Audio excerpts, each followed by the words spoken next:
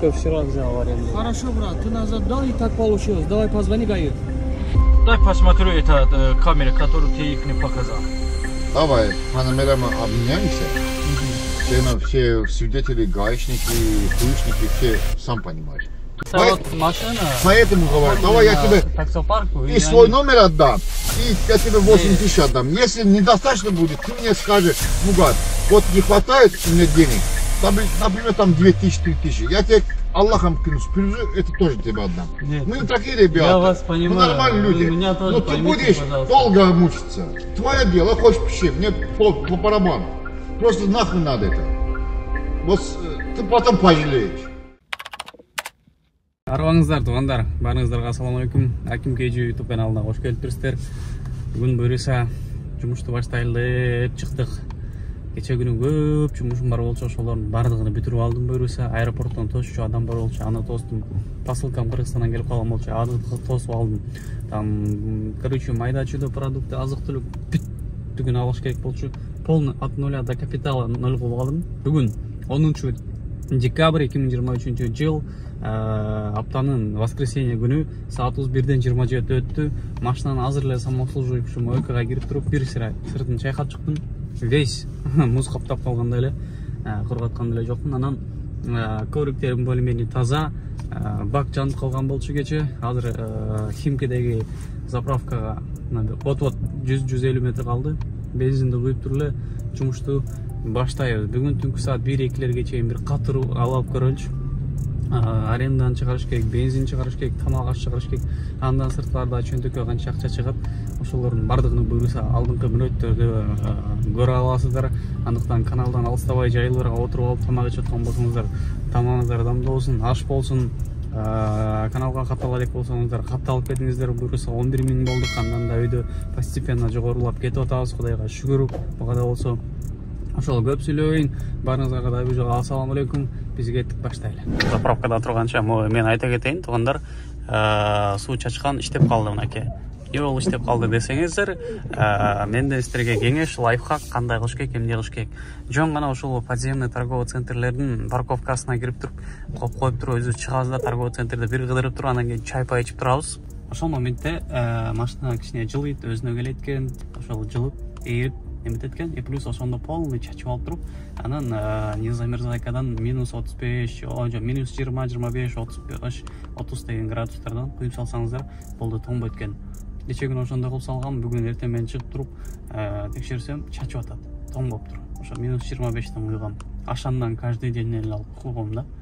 Ошол. Да, кимдир бирөө эгерде билбей жаткан болсо айтып кетейин, Россия Федерациясында подключашка боюнча таксопарк бар, Атаман деген. Ошол парктын комиссиясы 2,5%, акчаңыздар 24/7 моментально эч кандай чектөөсүз чечип алсаңыздар болот. Таксиге тиешелүү полный пакет документтер жасалат, кесартка жардам берилет. Анан Россиянын бардык аймактарынан кошулуп иштесеңиздер болот. Экономдон Майбахка чейин улап беришет, грузовой, там тариф, экспресс, курьер алар деле бар. Сити Мобиль менен Яндекс улап беришет. Анан ар бир ай сайын акчалар розыгрыш уюштурулуп турат. Төмөндөгү телефон номерлерге чалып, Гүлжигиттен Аким KG YouTube каналынан деп кошулуп жумушта отура бериңиздер. Барыңыздарга ийгилик. Бензин куюп чыгармай эле линияга чыксам, алгачкы заказды берди. Тоже Химкеден 6 минуталык подачасы менен кайга барат экенин билбейт экенбиз. Ошондо саатыбыз канча болду? 1-ден 52 өтүптүр. 1-ден 52 өткөндө жумуш башталды. Бисмиллахиррахманиррахим. Анан расходту көрүп атасыздар, туугандар. Окей, 100 километрге 10 литр, 13, жок 10.3, 11, 11 жарым, ошондой көрсөтүп атат. Нормально болсо керек деп койдум да, алчы. Пока, короче, жалоб жок, пока нормально. Объему канча экен, буну билбейм бирок. Метрополис, да?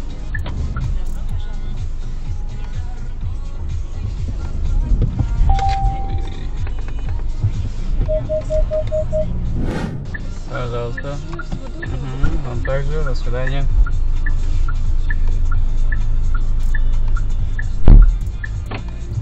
Бисмилля, биринчи заказ.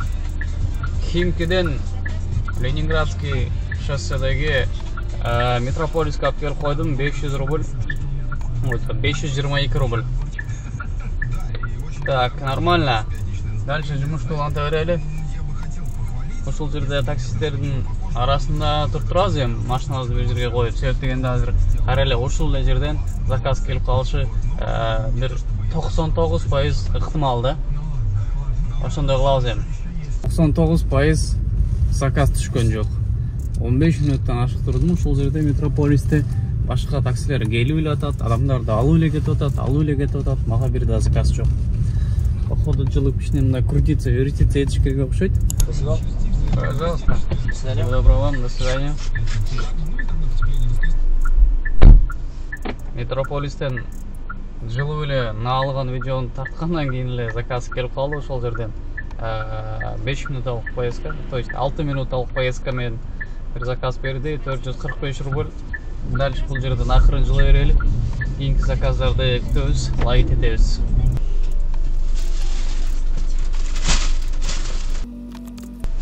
Улица сельскохозяйственная, да? Пожалуйста. До свидания. До свидания.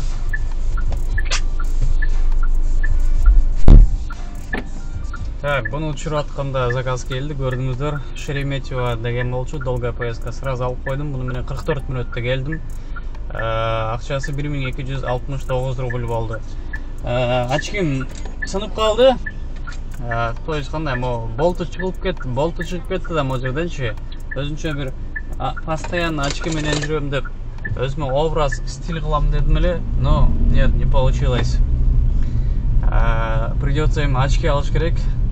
Смешные ценадан алган очки өзүнүн срогун иштеп чыктырыш керек, срогуна жетип калыш керек. Так, анан эмне боюнча навигатор дагы эле тупит этет экен. Навигатор центрде азыр Кропоткинский деймин, все равно тупит этип атат навигатор. Ушундай. ГАИ тосту го, ГАИ тосту го. Добрый вечер. Добрый вечер, здравствуйте. Ох, все в экранах у вас, да? Да, Удобно? а наша, да, вообще удобно. Ну, просто есть тоже нюансы. Это у всех машин. А это как называется? Это Exit LX. Регистрация есть у вас? Да. Дайте, пожалуйста. Так, LX, да? Exit LX, да.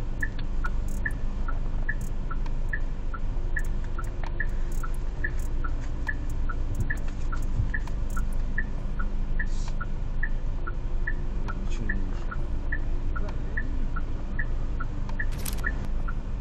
Все нормально, отлично. Ага, спасибо.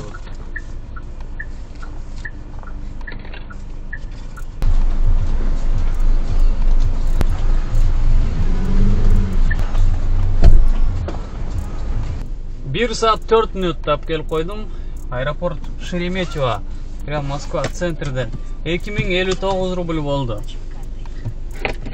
Biraz Амайнең район ушунчалык суу көбөйүп кетиптир.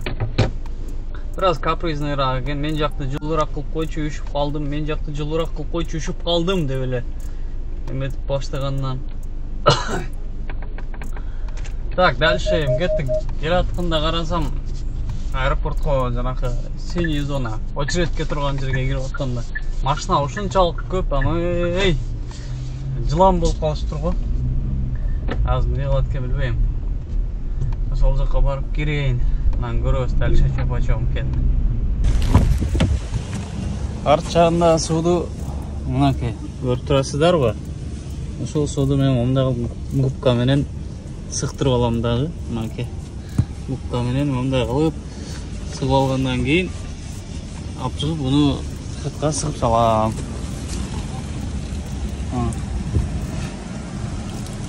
Көрдүңүздөрбү? Машина жагынан кирип аткан үчүн могу зонага жана шлагбаумдан кирүүчү бесконтактный пропускту айтсам СТС-каң бери деди. Биринчи жолу алып атам да мындай нерсенчи. СТС-каң бери деди. 2 мүнөткө жетпей эле даяр кылып койду. Губка менен сууду сыгып атканда берди да СТС-ти колго и плюс деген бабойго аны өзү чаптап берди. Кайра бир чыгып кайра кир дейт. Ошондон очередке кирет окшойбуз. Комфорт плюс 150-160 машина бар екен. 1 саат дейді очередь. Қазір кафеден чай, пай, кофе алып тұрып ішіп тұралы. Анан чакта заказ берип коет көрүсө. Бул заказдар таң калтырат ғой. Уже 4-чү заказ өзүнөн өзү отмена болуп калып атат. Подачаларını билбейм, эмнегедир 20 мүнөттө эле подача көрсөтүп атат. Могу Шереметьевода бир жерде ДТП эмне болгон билбейм. Зонадан чыгып барып разворот кылып аэропортко келгенче 20 мүнөт көрсөтүп атат. Анча вообще болбош керек эле. Азыр могу карасам встречка баары турат. Бул 18 мүнөттө көрсөтүп атат. Азыр бар разворот кылып кара келе атканыңда клиент чыдабайт дагы отменаны басып салат. Эмне түшүнбөйт да могу жолдо эмне болуп атканынчы. И тем более могу заказ интересный заказ экен. Точнее, бул эмес. Буга чейинки заказдар бардыгы эле интересный. Себеп дегенде платный жол менен барат экен, Москваны көздөйт. Но поездканын ичинде включен дейт. Акчасычы. Платный жолду мен төлөшүм керек экен. Мага кайра обратно келет имиш. Ошондойбу? Же ошол жанакы поездканын ичине кошулган платный неме? Платный жолго төлөнүп турган акча. Так. Большая Чайковская, дом 5, да?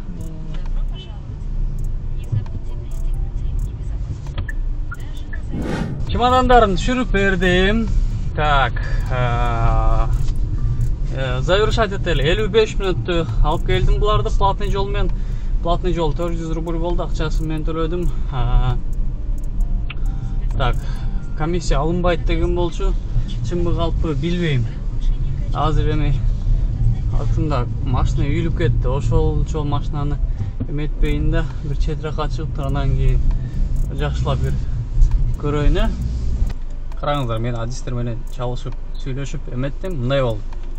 Заказ өзү 2186 рубль экен. Анын үстүнө да 400 рубль платный дороганы эсептегенде бары бирге 2500-2600 ошолдо керек болуп калыптыр да.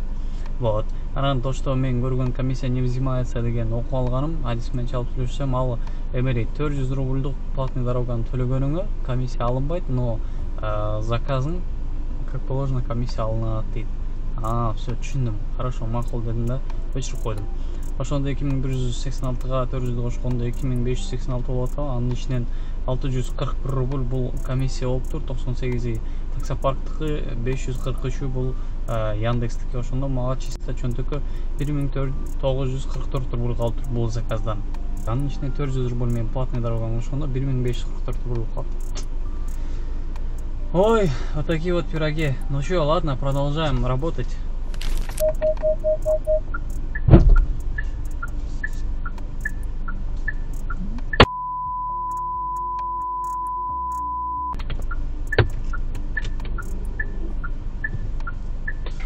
Вчера взял в аренду. Хорошо, брат, ты назад дал и так получилось. Давай позвони ГАИ. Давай, быстрее. У меня видеорегистратор есть, брат. У меня тоже есть, давай.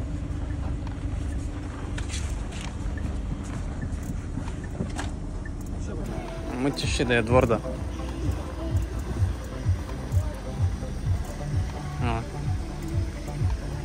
Гаи келди. Бунун эмеси жок экен. Европротокол составлять эткиле дедиле. Бунун эмеси жок экен. Страховкасы жок экен. Азыр страховкасы жок болгон үчүн артка эме кылат. Артка чыгабыз. Гаи сүрөткө тартып алды. Ошол эми бир нерсе кылат да оформить этип берет. Бунун страховкасынын срогу бүтүп калыптыр. Такие вот пироги. Мен видео айтат, мени полный күнөөлөп атканда тегилергенчи. Анан угуп турдум, шашпай. Все. Мен айтайынбы десем, айттым. Видеорегистратордон видеону отделенияда ГИБДДга көрсөтүп койсом, оздору жабылды да айтып коет. Все, Volkswagen Polo виноват дейчи. Дай посмотрю это камера, которую ты их не показал. Камера? Да.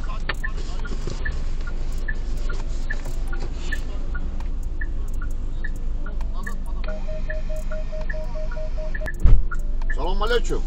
Алейкум ассалам. Как ты, брат? Отлично, брат. Можно присесть? Да. Спасибо большое.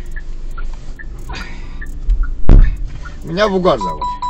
Ага, Гульджигит. Ага, очень приятно. Слушай, что-то у вас, не знаю, у вас ДТП был, да? Ага. Откройте, пожалуйста, я посмотрю там Чего? камера. Я просто не видел. Я этому уже, брат. Он сотрудникам показывал. Не, я просто не видел. Можно я тоже посмотрю? Сейчас, брат. Если вам не сложно. 2 минуты подожди, пожалуйста. Слушай человека. Да. Bir dakika göz atayım. Bir dakika. Ют, сам знаешь. Давай, панамерами обменяемся. Все свидетели, гаишники, хуишники, все, сам понимаешь. Ты не ребенок. Давай номером поменяемся. Завтра приедешь, я тебе бампер сделаю. И все. Ты поедешь. Нет, смотрите, машина таксопарка, и я с ними связался, говорю, так, я могу сам как-то решить, договориться Да, с человеком. да. Они говорят, нет, все делать через ГИБДД. Ну, сделали, да, скажи, сделали, ну, все, позвони, да. Твой номер отдам, и я тебе 8 тысяч отдам. Если недостаточно будет, ты мне скажешь, Вугар, вот не хватает у меня денег, например, там 2000, 3000, я тебе Аллахом клянусь, привезу, это тоже тебе отдам. Нет, Мы такие ребята, я вас понимаю, мы нормальные люди, вы меня тоже но ты поймите, будешь пожалуйста. долго мучиться. Твое дело, хочешь пиши, мне по барабану. Просто нахрен надо это. Вот ты потом пожалеешь, что за один деталь, если полмашин не было бы, это другой разговор. А тут один бампер покрасить, это 8 тысяч рублей. Давай я тебе отдам 8 тысяч рублей, и ты уедешь. Это я не буду ничего делать, поверьте. По-любому будешь, у него страхов нет, это законно так. Ты будешь играть. Я уже в этой сфере сколько работаю, и таких ДТП у меня вот так было. Ну, И- я тебе сказал, имей в виду. Я тебе лучше отдам деньги, иди ремонтируй, или давай завтра приедешь, я тебе буду ремонтировать. И уедешь. Нет, давайте я лучше допишу. Давай, напиши, пожалуйста, а мы будем судиться. Ага, Тогда. хорошо. Что ты назад подавал, а там уже дальше посмотрим. Ага.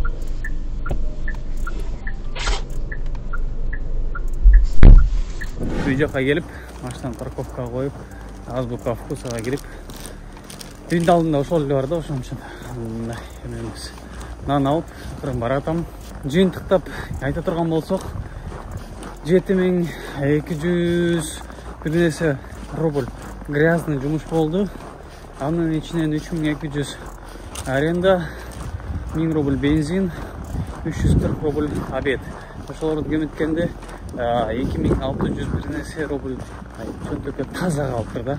Ошол ГАИ, САИ, оформление, ДТП, ал булардын бардыгына 9-15 болгон болсо 12 жакын бүттү. Ошондо 3-4 жок 2,5-3 сааттай примерно ошого кетип калды. А так ошол маалда да жакшы согуштуп алсам болмок. Ошол не деген эми.